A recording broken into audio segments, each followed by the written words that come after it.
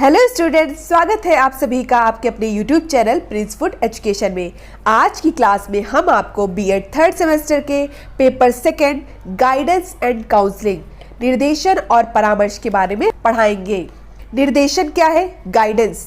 Guidance क्या है? इसका अर्थ क्या है?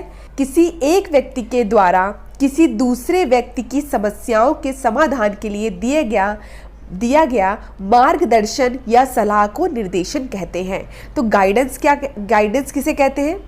निर्देशन किसे कहते हैं? जब किसी एक व्यक्ति के द्वारा किसी दूसरे व्यक्ति की जो समस्याएं होती हैं उनके समाधान के लिए जब कोई सलाह दी जाती है या मार्गदर्शन दिया जाता है तो उसे हम क्या कहते हैं? निर्देशन कहते हैं। क्या कहते हैं? निर्देशन कहते हैं। फिर से देख लेते हैं अर्थ क्या है निर्देशन का? किसी एक व्यक्ति के द्वारा किसी दूसरे व्यक्ति की समस्याओं के समाधान के लिए दिया गया जो मार्गदर्शन या सलाह होती है कि दूसरे व्यक्ति की जो समस्याएं होती हैं उनकी समाधान हो जाए उनकी समस्याओं को, तो उसके लिए जो सलाह दी जाती है, जो मार्गदर्शन दिया जाता है, उसे ही हम क्या कहते हैं? निर्देशन या गाइडेंस कहते हैं, मतलब निर्देशन कहते हैं। ठीक है।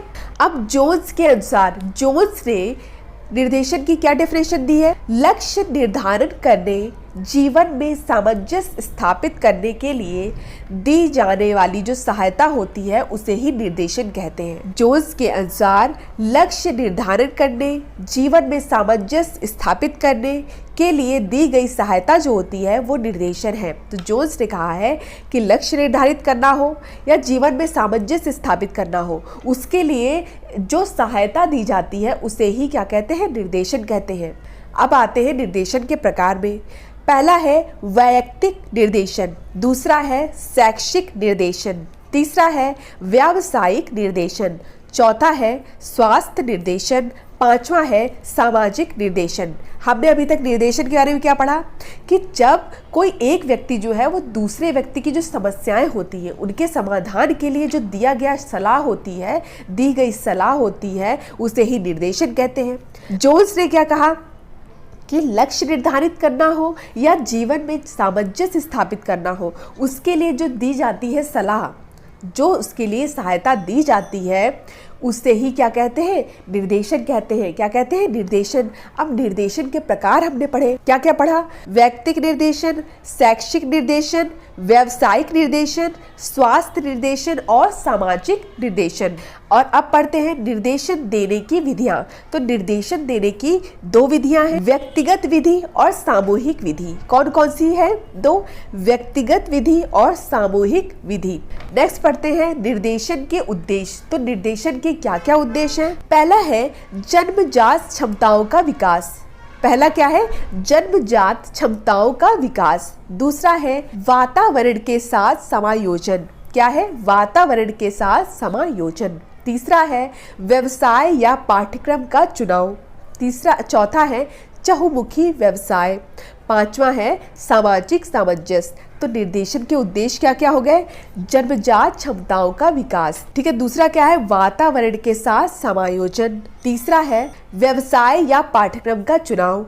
चौथा है चहुमुखी व्यवसाय और पांचवा है सामाजिक सामंजस्य। क्या है? सामाजिक सामंजस्य। परामर्श। अब बात करते हैं परामर्श के बारे में। काउंसलिंग किसे कहते हैं? ठीक है, तो उसका अर्थ जान लेते हैं। तो दो व्यक्तियों के भावात्मक संपर्क में आने पर एक व्यक्ति के द्वारा दूसरे व्यक्ति की समस्या हल करने के लिए जो दिया गया सहयोग क्या होता है? परामर्श कहलाता है, काउंसलिंग कहलाता है। कि दो व्यक्तियों के भावात्मक संपर्क में आने पर एक व्यक्ति के द्वारा दूसरे व्यक्ति की समस्या हल करने के लिए दिया गया जो सहयोग है उसे ही काउंसलिंग कहते हैं, उसे ही क्या कहते हैं? परामर्श कहते हैं। अब मायर्स ने क्या कहा है परामर्श के बारे में? कि दो व्यक्तियों के संपर्क में आने से एक के द्वारा दूसरे की समस्या हल करने के लिए जो दी गई मदद होती है वो परामर्श कहलाती है। कि जब दो व्यक्ति संपर्क में आते हैं तो एक के द्वारा दूसरे की जो समस्याएं होती हैं उनका समाधान समस्या हल करने के लिए जो दी गई मदद होती है वो क्या होती है, परामर्श कहलाती है। तो परामर्श में हमने क्या पढ़ा कि दो व्यक्तियों के भावात्मक संपर्क में आने पर एक व्यक्ति के द्वारा दूसरे व्यक्ति की समस्या हल करने के लिए दिया गया जो सहयोग है उसे ही परामर्श कहते हैं।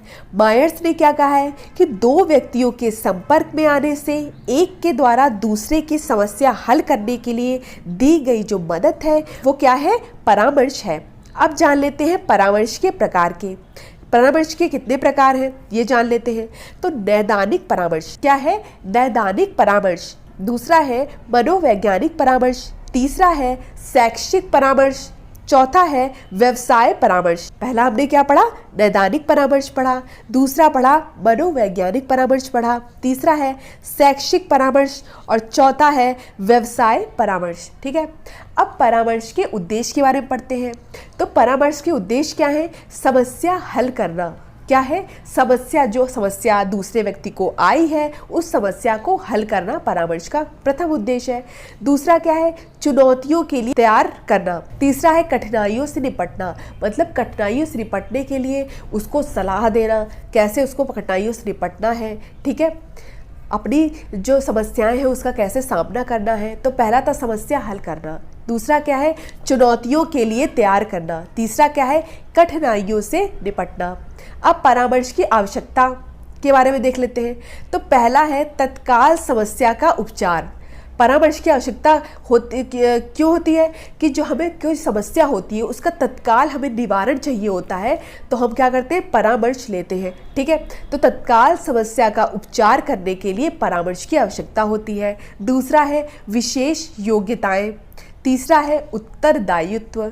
चौथा है संवेगात्मक प्रवृत्तियों को कम करना। ठीक है, परामर्श की आवश्यकता क्यों होती है, पहला है तत्काल जो समस्या हमारे सामने तत्काल आई है उसका उपचार कैसे करें, इसमें परामर्श की आवश्यकता होती है। दूसरा है विशेष योग्यताएं। तीसरा है उत्तरदायित्व और चौथा है संवेगात्मक प्रवृत्तियों को कम करना। अब परामर्श की विधियों के बारे में पढ़ते हैं। तो परामर्श की दो विधियां हैं, सामूहिक विधि और व्यक्तिगत विधि। कौन कौन सी, सामूहिक विधि और व्यक्तिगत विधि। अब जान लेते हैं निर्देशन और परामर्श में अंतर पढ़ लेते हैं। निर्देशन क्या है, निर्देशन का क्षेत्र जो होता है वो व्यापक होता है। कैसा होता है, व्यापक, मतलब वो बहुत उसका जो क्षेत्र होता है वो बहुत ही बड़ा होता है। निर्देशन का क्षेत्र जो होता है वो व्यापक होता है। ठीक है, और परामर्श क्या होता है, परामर्श जो होता है वो निर्देशन का एक भाग है। मतलब निर्देशन का क्षेत्र बहुत बड़ा है और जो परामर्श है वो निर्देशन का ही एक भाग है, मतलब एक छोटा सा एक पार्ट है। दूसरा है निर्देशन की आवश्यकता सभी व्यक्तियों को होती है। जो निर्देशन होता है उसकी आवश्यकता जो होती है वो सभी व्यक्तियों को होती है। अब परामर्श के बारे में पढ़ते हैं। परामर्श की आवश्यकता है वो उन व्यक्तियों को होती है जिन्हें मनोवैज्ञानिक समस्याओं का सामना करना पड़ता है। पहला हमने क्या पढ़ा कि निर्देशन का जो क्षेत्र होता है वो व्यापक होता है। ठीक है, परामर्श निर्देशन का क्या है, एक भाग है। निर्देशन की आवश्यकता जो होती है वो सभी व्यक्तियों को होती है और परामर्श की आवश्यकता उन व्यक्तियों को होती है जिन्हें मनोवैज्ञानिक समस्याओं का सामना करना पड़ता है।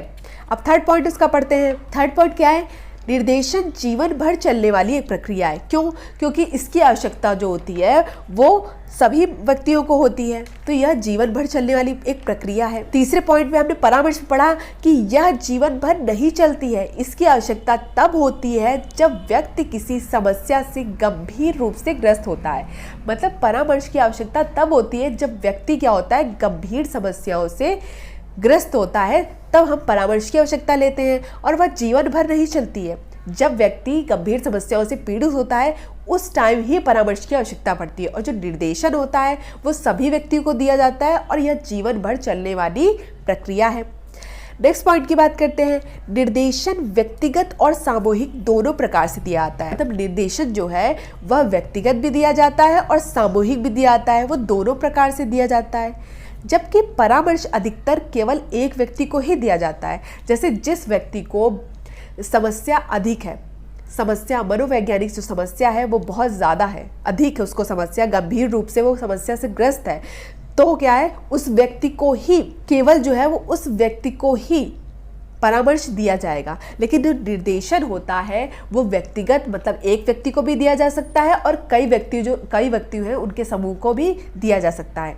मतलब जो निर्देशन है वो उसका क्षेत्र इतना व्यापक है कि वो सभी व्यक्तियों को दिया जाता है, और परामर्श जो होता है वो केवल एक व्यक्ति को ही एक समय में दिया जाता है। ठीक है, नेक्स्ट पॉइंट है, निर्देशन प्राप्त करने के लिए स्वयं प्रस्तुत होने की आवश्यकता नहीं होती है। जो निर्देशन प्राप्त करना है उसके लिए स्वयं प्रस्तुत होने की आवश्यकता नहीं होती है।